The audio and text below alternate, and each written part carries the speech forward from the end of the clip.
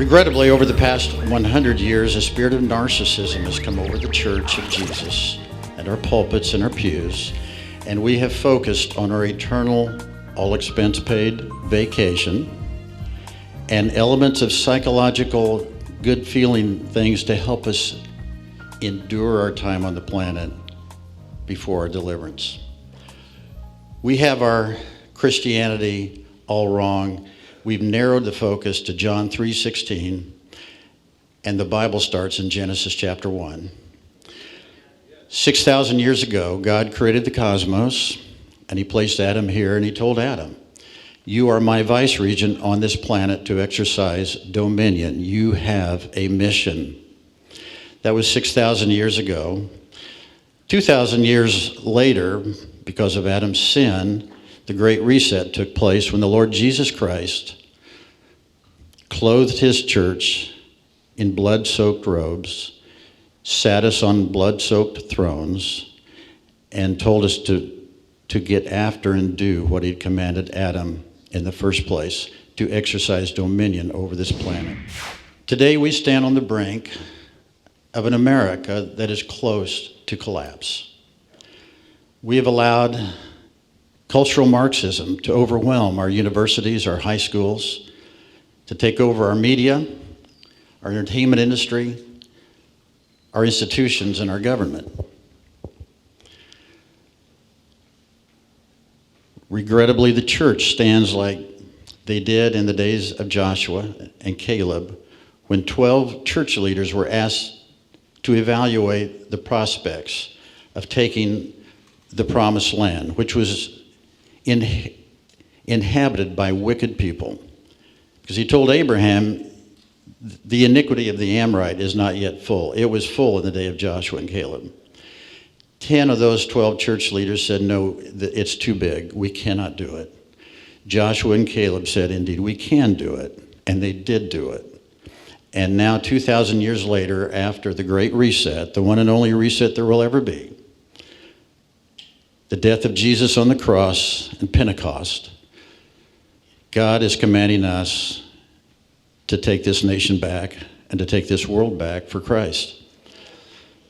And we have a speaker today who has a PhD in mathematics, but he's become the world's leading expert in critical race theory, DEI, and those things. But more than that, he is a strategist, and he does not believe that this world will end in darkness. And it is just a great privilege to have him back in Oklahoma. So I want to welcome to Tulsa, Oklahoma, and ask you to welcome to the stage of City Elders our speaker today, Dr. James Lindsay.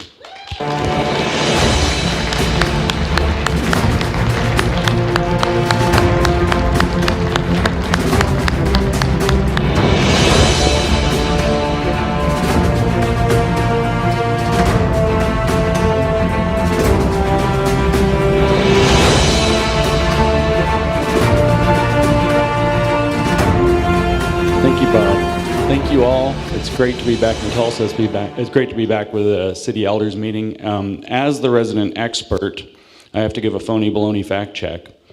Bob said that we're inundated with cultural Marxism, but while he said that, I looked at Wikipedia and I noticed that it says that cultural Marxism is a conspiracy theory, that it doesn't exist. In fact, there is no entry for cultural Marxism. The entry is now, as of about a year and a half ago, cultural Marxism, conspiracy theory.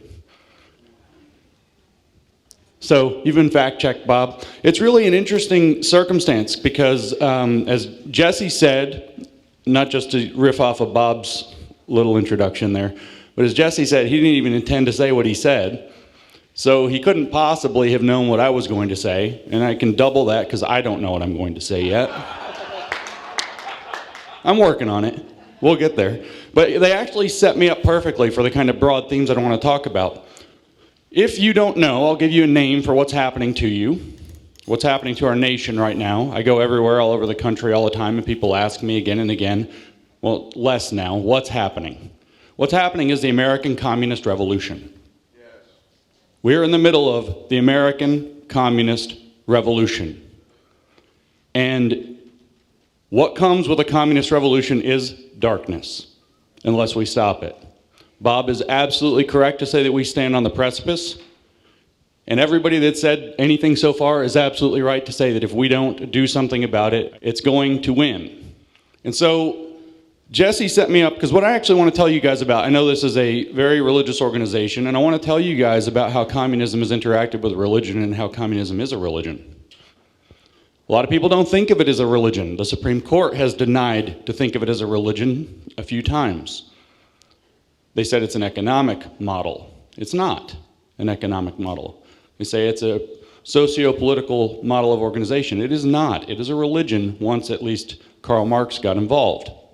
So I want to talk to you about the theology of Marxism a little bit. We're going to have to go back in time. Everybody thinks of Karl Marx and they think, oh, he wrote Capital, right? Das Kapital. That was 1967. He wrote the Communist Manifesto, people think. That was 1848. And by the way, that was not the original title of the Communist Manifesto. Most people don't know that. The Manifesto of the Communist Party. That is also not the original title of the Communist Manifesto. His partner in crime, Friedrich Engels, talked him out of the original title, which was the Communist Confession of Faith. But before that, Marx wrote an awful lot. If you ever really want to get into some ugly, nasty stuff, you should read the poems that Marx wrote to Satan when he was 19 years old, before that, where he decided to throw down God and his Lutheran parents and to curse that when he was 19 years old, where he openly said that he chose to take up league with Satan and had already accounted himself on the rolls of hell. So a few years later, when he was in his early 20s, I think 24 or 5, in 1844, he started writing some of his deeper works. Very famously, in 1844, he wrote something you've probably never heard of, his critique of Hegel's philosophy of right. This is one of the more famous pieces Marx ever wrote, even though you probably haven't heard of it by its title, because it's the one where he calls religion the sigh of the oppressed people, the opium of the masses. A few paragraphs down from that, in this same critique, he goes on to say that man has erected religion and God to create a false sun which he can revolve around, but that the goal of communism and his view is to place man as the true sun so that he might revolve around himself. Told you Jesse set me up. Lest you think this theme was just this one-off essay that happens to be the home of one of his most famous lines, and his most famous line about religion. Later in 1844, he wrote a much longer series of, it got collected as a series of essays. It got collected as a much longer treatise called The Economic and Philosophic Manuscripts, or the Paris Essays, or the Paris Manuscript, or the Manuscript of 1844. It has very many names. And in that, he lays out his essential theological position. And what he explains, very simply, is that man created God. And if you look, he says, we didn't have to do that. Man created God to imprison other people, to control other people. It was an invention of man. But if we throw that down and we look, we say, well, where did man come from? Well, man came from man. You came from your parents, didn't you? And your parents came from their parents. Man came from man. Man raised himself out of the animals by his vital life processes, which is thinking, by his capacity for reason. And he says, well, if you go back, because he says, somebody might ask, if you go back, your parents had parents, their parents had parents, their parents. If you go back and back and back, who is the first person? And he says, well, that's an abstraction on man. Give up your abstraction, and you give up your question. Don't question me. That's what he said. So the theology of Marxism, I'm going to tell you immediately, is designed specifically, and this has echoes of that book of Genesis, like I mentioned a few times. The theology of Marxism takes the position of God and replaces it with man, and a man that creates himself. The process of man creating himself, to Marx, is another very famous word that you think you know what it means, but it means something different in Marxism, as is always the case. That word is history. History is the process of man creating himself. And the way that Marx sees that this works, the way that man creates himself, there's a few pieces to this, so you got to bear with me. It's complicated because it's, I wanted to swear, BS. My mother taught me to swear very fluently. I'm trying to be polite. She's a wonderful woman. That's not a joke. There are a few pieces of this, so bear with me. What he said is that what sets man apart from the animals is his capacity to envision what he wants to make in the world and then to make it, which is true.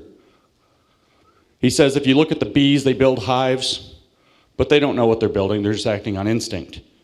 If you look at the birds, they build nests, but they don't know what they're building. They're just working on instinct. You look at the spider, it weaves a web, but it doesn't know what it's building. It just works on instinct. That's why a spider web basically always looks the same for whatever species of spider. But with man, he creates the image in his mind of what he wants to create, and he goes out and he does labor, maybe with a hammer and a sickle, and he creates what he wants to create. And he says this is a profound philosophical point, because in what he makes, he sees himself. He is a subject, so he has subjectivity. And in his mind, he creates a subjective vision of what he wants to see in the world, and he makes it objective out in the world. And in the object he creates, he can reflect and see himself as what? As creator.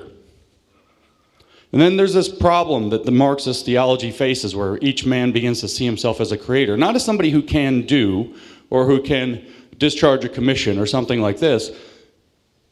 There's a problem is that as creator, I'm a creator, you're a creator, you're a creator, everybody's a creator. And we don't all agree on what creation looks like. And we don't all agree on what we're creating. And as a matter of fact, if we decide to create private property and separate property and divide labor, you could say, hey, you know what, I'll pay you to build the vision in my mind. You have a vision in your mind for a cool new Corvette, and I'll pay you to stand here in this line and make a little screw that holds the fender on. And so you are now alienated from your process of creation. You're alienated from what makes you be able to recognize yourself as creator. You are stealing from me not just my productive capacity and underpaying me, the so-called theory of surplus value. You're stealing from me the very essence of what makes me human. You're alienating me from not just my work and the product of my work, but my ability to see myself as a creator through my work. That's a problem. It also places me in competition. Maybe I don't want to make a screw, maybe I want to make the fender itself. So now I'm in competition with the other guy whose job it is to hammer out the fender, or I guess work the machine that hammers out the fender. I'm in competition with this guy, so I'm alienated from him, and he's alienated from me. Meanwhile, you, as the manager, are profiting off of both of us. I'm alienated from you as well because you are exploiting me and oppressing me. That's his view. So man is estranged from man, but each man is also able, if he takes control of his production, to see himself as creator.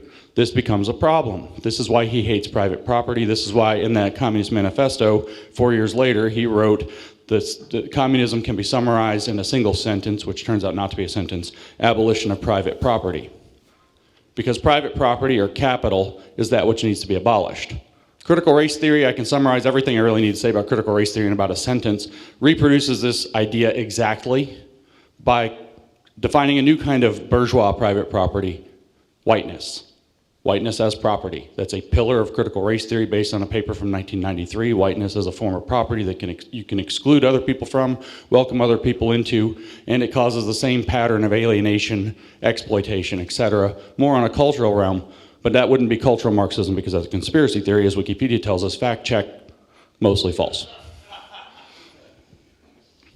So you're alienated from one another. You're also, though, alienated, and most importantly, you're alienated from your process of spiritual awakening, which is to be able to see yourself as a creator.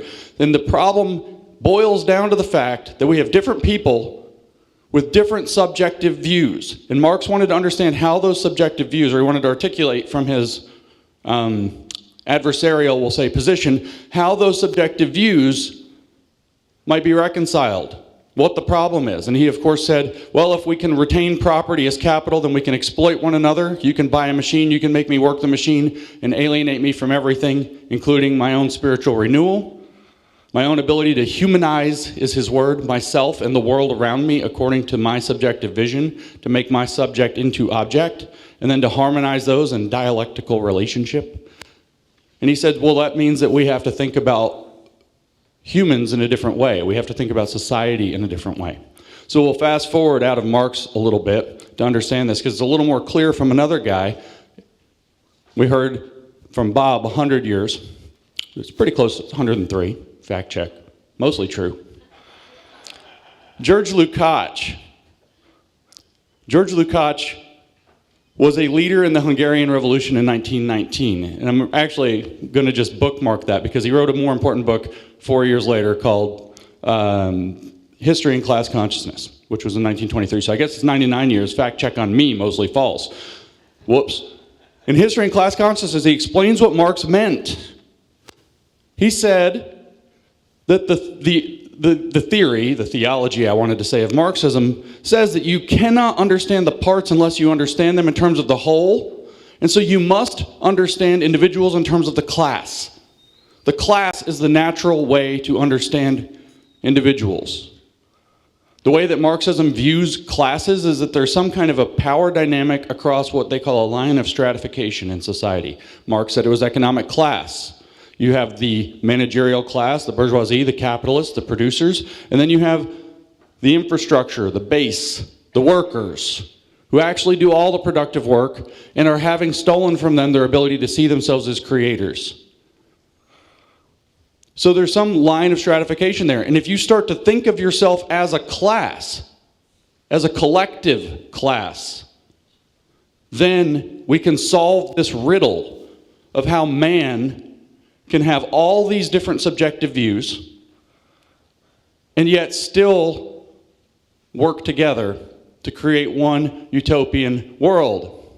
And that is that you have to think of yourself as a member of a collective. You have to think of yourself as a member of a class, not in covenant, as Jesse mentioned, but rather as a ideological commitment in solidarity to your class. You must give yourself up to that whole. So if you're in the privileged class, you have to understand yourself in the privileged class, and you have to do something with that, which is to experience contrition and work on behalf of the oppressed. If you're in the oppressed class, it is your duty to become aware of that fact and rise up in solidarity to overthrow the existing system and conveniently place yourself in power. He called that the dictatorship of the proletariat. And the dictatorship part is real. In other words, what Marx said is that the destiny of man, to solve this riddle of subjectivity, the destiny of man is for man to raise a consciousness so he goes on a higher level and becomes social man or socialist man. And the society that he produces, in turn, will become socialist society. And as time goes on, socialist man and socialist society will fuse dialectically. There will be no difference between society and man. At least not at the level, or at least at the level of the class. Eventually, we enter into communism and enter a classless society, and so there's just one class, which is everybody, been fully humanized, and we are one giant collective. Man and society have to become the same thing. Everybody has to have the same subjective vision and work harmoniously together to bring it about. This means there's no individuality. This means there's no free will. So when we look at this, we've already said that Marx placed man in the position of God, that man creates man through the process of history. What this results in is that where Christianity, for example, would say that we are made imago Dei, that we are image bearers of God, each individual. Marx would say that we are made in the image of society, which we also create. So this creates a feedback loop in Marxism. So you might see yourself as a child of God, and Marx says, no, you're a child of society. Society by its interactions between the upper classes and lower classes, produces social relations. Those social relations limit the range of your subjectivity. If you're in the privileged class, you can only see from the position of privilege, so you're ignorant of most of what's really going on in the world. If you're oppressed, you have a special and unique voice that you can speak from in what's known as the master-slave dialectic. And so what you can do is you can awaken to this fact, and you can, in this feedback loop, you can awaken to this fact, and you can seize control of the path of history. Man creates man, but so far in the Marxian theology, up to the point where Marxism was invented by Marx, very conveniently. Turns out that's how that works. Up to that point, he was doing so unconsciously. But if you awaken a consciousness, we can seize the means of production of one form or another, and we can direct the path of society, and thus we can direct the path of man, and we can create a new man who is a socialist man. The Soviets called it the new Soviet man. And we will have finally entered onto the path to the right side of history, and to the end of history when we have a stateless, classless utopia. In 1955, by the way, the Marxist Herbert Marcuse, one of the most influential thinkers of that era, wrote a book called Eros and Civilization. And he explains in that book that what the goal of the Marxist theory is to take the second bite off of the fruit of the tree of knowledge so that we might re-enter the garden.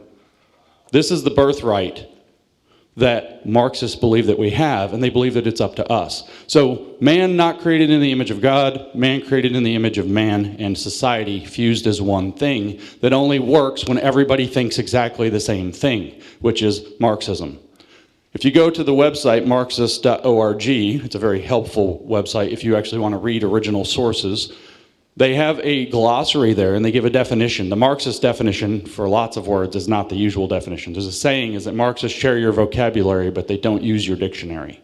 And they give you the definition of truth if you go and look up truth in their glossary.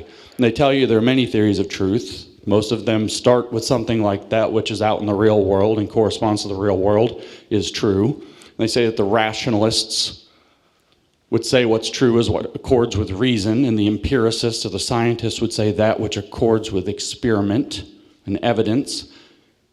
They say the pragmatists say that truth is what works. We could add that Christians say truth is what is ordained by God. If you want, they don't list it, but we could add that just to kind of flesh it out a little. And then they say for Marxists, it's closest to the pragmatists. It's what works. But it's only what works in terms of bringing about theory, awakening that consciousness so that you can have socialist man arise in a socialist society as they grow together co-continuously until they become communism. So for Marxism, the definition of truth with a capital T is that which makes Marxism work. In other words, Marxism. Marxism is the definition of truth in Marxism. A little self-serving. And what is Marxism? But it's nothing but a theory that man creates himself, that man sets himself as creator. Man sees in the world his object that he sees in his mind his subject and creates it as his object. And he says, Marx says explicitly, what is the object of man? He says, yeah, it's the things you're working on, the things you're building, the picnic table you saw and cut down the tree to make. But also man himself and society itself are his objects. So it's up to man to become conscious of his position as creator, set himself up as God, because God has to be thrown down, because God is in fact just a jailer, as the serpent whispered. Same story, guys. Same story. Marx is just a kind of a footnote in this longer story. If you're a Tolkien fan, by the way, you know that Melkor is the analog to the devil. That we're getting dorky. Hold up. But Sauron, the great evil of the Lord of the Rings, is just one of his vassals. Same story. Marx is just one of the vassals of the great evil. And so what you're going to do is you have to remake man, you have to remake society, and then we turn back to Herbert Marcuse in 1969, and he has an essay called An Essay on Liberation, Liberation from Capitalism is what this is about. And the first chapter of An Essay on Liberation is a biological foundation for socialism, in which he spends many pages, 40 some odd pages, explaining that to achieve the socialist utopia, we have to change man at a biological level. We have to remake man fundamentally. He tries to slip out of this nasty eugenics by saying in a footnote that by biological he doesn't really mean biological. And what he describes works out to be psychological. He says that you have to make the conditions of society such that man does not know how to live without socialism. You have to introject a morality into them until it becomes the only thing they know how to deal with. And you look at the children and you realize what's going on. You look at what they're doing with the kids in the schools and you realize what's going on. Now, if you are making somebody unable to cope with the pressures and needs of daily life, as it is, in reality, according to objective truth, there's another word that we use for that. It's psychopathology. It's not a word with stink on it. It's a very straightforward word. If you have something going on in your head such that it makes you unable to cope with the world as it is, so that it impacts your life, and you feel like you have to do something, you have a psychopathology. That's the definition of psychopathology. So critical theories, as it were, Marxism as it is, exist to create psychopathologies in people so that they can't cope with the world.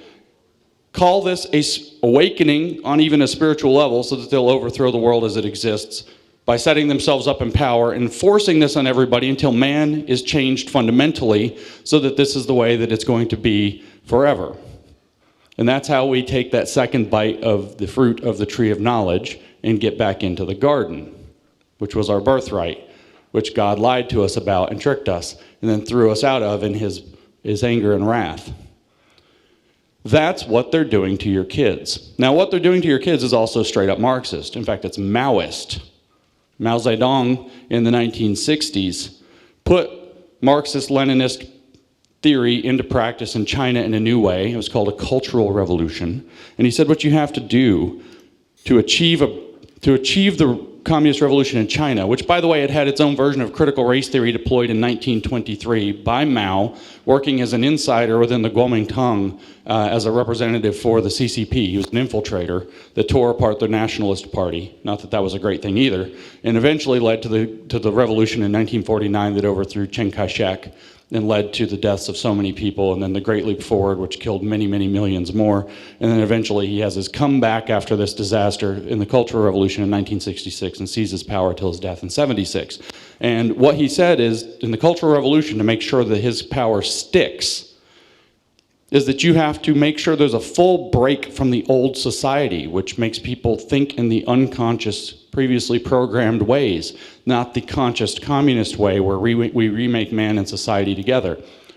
And so he said we have to go out and destroy the four olds. Old habits, old customs, old culture, old ways of thinking. We have to go into the temples and tear down the artwork. We have to beat the priests and I'm thinking of another word. We'll say priests. We'll leave it at priests. You can't get the other word. We have to go in, we have to beat those people up. You have to beat up your teachers. You have to beat up your parents. You have to shame them. Anybody who won't get on board. And you say, well, how in the world did he get mostly young people in their teens and early 20s to do this? Which obviously he's tapping into the difficult challenges and biological changes that are happening in bodies from 13 to, say, 25. And male testosterone levels famously go a little bit through the roof there, for example. I don't know if any of y'all have 15-year-old girls or ever did in your house, but good Lord. Angst. Tell me, whew. Those are a couple bumpy years at my house. Tapping into that. And so what did he do? He put these kids in schools and he put in a program and he said, well, we're going to identify these 5 bad identities. He called them black identities, which I assume is for fascism, but I don't actually know. And then we're going to define these 5 red identities, which is blatantly for communism, and those are the good ones. And he says we're going to classify people according to these. So what are some black identities? Rich farmer. The Russians called them kulaks and killed them in mass for being rich farmers, nothing more, because they could be independent. Because they could be independent, period. That's why they were liquidated by Lenin and Stalin. Rich farmer is one of the categories. Landlord is one of the categories. Counter-revolutionary is one of the black categories. Bad influence, which is pretty broad. It's kind of like when you name parents domestic terrorists, Merrick Garland. Domestic terrorist is our bad influence word right now. And so, what are some red categories? Well, peasant and laborer, those are red categories, but so are revolutionaries, so are communists, members of the party. And so what you do is you create a selective pressure on kids. You punish them and shame them for being associated with a black identity group. Your parents are farmers. They're doing well. You're a bad kid. You're a race traitor if you're a person of color that's not going along with it, but you could be politically black. You aren't quite sure, but you're associated with, you have white skin, you've grown up, whatever, you're privileged, don't know what to do. Sexual transition. You could be bisexual. And so what they've done is they've raised up two fists of critical race theory and what's called queer theory to bludgeon kids out of bad identities into good, in other words, communist identities, exactly like Mao Zedong did. The program in our school, under brand names or delivery mechanisms like social and emotional learning, are bringing this program into the children through psychological warfare. And while they data mine your kids so they can make a digital profile of them to control them for the rest of their lives at every level in a way that you can't even almost begin to imagine. This is what they're actually doing in the schools. They're reproducing a very high-tech version of Mao Zedong's program in the schools to create revolutionary guards that will overthrow society. So next time somebody like George Floyd dies in what appear to be ugly circumstances, they'll take to the streets and burn down cities for a few months before they calm down. And they'll burn down churches like they did, because those are symbols of the old culture. And they'll get taken out of their... It's one thing if they become allies or politically in their racial identity or whatever. It's another thing if you sexually groom them, because what's going to happen? So I mentioned George Lukács in 1919. That's their 103 years ago fact check we did. George Lukács realized that if you want to change a culture, the Cultural Revolution that is a conspiracy theory is actually a program that said that if you want to open Western civilization to Marxism, because it will repel it, due to things like Judeo-Christian influence, due to things like the United States Constitution, which is the biggest stumbling block for them, what you have to do is you have to change the culture from within. And one of the most important pillars of culture that you have to rip down is religion, and another one is family. And so how do you do it? You sexualize the crap out of the kids. That's what George Lukács said. You sexualize the kids. They become unstable. They become groomable. You can tell them, they don't know, you can tell them what the right answers to very important seeming things to them are, and you can groom them and say, well, we have the right political answers for what's going on in the world too. And then you can do things like put up signs like I saw recently from a school. I saw this on social media, so I'm assuming it's true. Somebody trustworthy sent it to me, that said, we're your mom now. And it showed like the gay flag or whatever. Parents don't accept you at home, we are your mom now at the school. Because what you want to do is you want to get that kid confused and upset, and they come home and they say, Mom, I'm bisexual, or I'm whatever, but there's worse things. I'm transitioning. I don't know what my gender is. I'm demigender. I'm lithsexual. They have hundreds of these things. Somebody told me just the other day, a friend of mine in Oklahoma City said her son went to apply to college, and they had 64 genders to choose from at OU. 64 genders. Made up. And stupid, and evil. Because what happens is they come home 12 years old and they say, I'm this made up thing. And mom and dad are like, what? And they say, you don't understand me. Things are different now. The world isn't like it was when you were young. We live in a new world, and we're going to break away from what you think is right. And you say, but the Bible, and they say the Bible's trash. That's 2,000, 4,000 years old. That's out of date. Does not apply. Conditions are different. Not for me. You say the old culture, this is, American blah, blah, blah, and they say the American flag is garbage. Everything America stands for is garbage. And you create that break in culture. That's how you do it. And that's what they're using your children to accomplish in the schools, just like Mao did. Because when Mao did it, it worked. We are in the middle of the American Communist Revolution, and it has not succeeded. I bring up Hungary for a good reason, and George Lukács for a good reason, because his lasted 4 months, and then parents got angry and kicked them out of power because they were sexualizing their kids. A parent's revolution is more powerful than a communist revolution. Now, I only got a couple minutes left, and I have to tell you the phrase I've heard over and over and over again. What do we do? Bold action is the phrase I've heard over and over and over again. Bold action is necessary. If we stand at the precipice, every time they try to push a step forward, we must make them take 3 steps back. Every single time. We must be not afraid to take bold action. In this room, I can say, you're going to have faith that the bold action is going to work. You have to take bold action. Everybody, I know we got a couple people running for office. Everybody in office today, everybody in office going forward, people are desperate for a solution. What they're really desperate for is people who have discernment, who will take bold action, and they will primary every single fake Republican out of office until this stops. And it's necessary. We need policies that can work, we need policies with teeth, and we need men and women who will implement them judiciously. So in addition to bold action, we've got the symbol, the lion. In the video, we saw the charging lion going across. And I'm reminded, and I'm pretty sure it's why the lion's here, but I don't want to be presumptuous, I've read my C.S. Lewis. And so I'm reminded of a scene from The Lion, the Witch, and the Wardrobe, where Lucy's first finding out about Aslan from Mr. Tumlus. And she says, there's a lion. Isn't he dangerous? Mr. Tumlus laughs and says, of course he's dangerous, but he's good. And that's what we need right now. Dangerous people who are good in positions of authority and power. We've got the governor's father. I met your son the other day, briefly. It seems very nice. We didn't have a chance to talk. We need strong men and women like that in office, taking bold action based in what's good, based in American values, based in the best diversity program this world's ever seen, which we call E Pluribus Unum. Amen. From many one. Diversity built right in. Inclusion, welcome, get a job.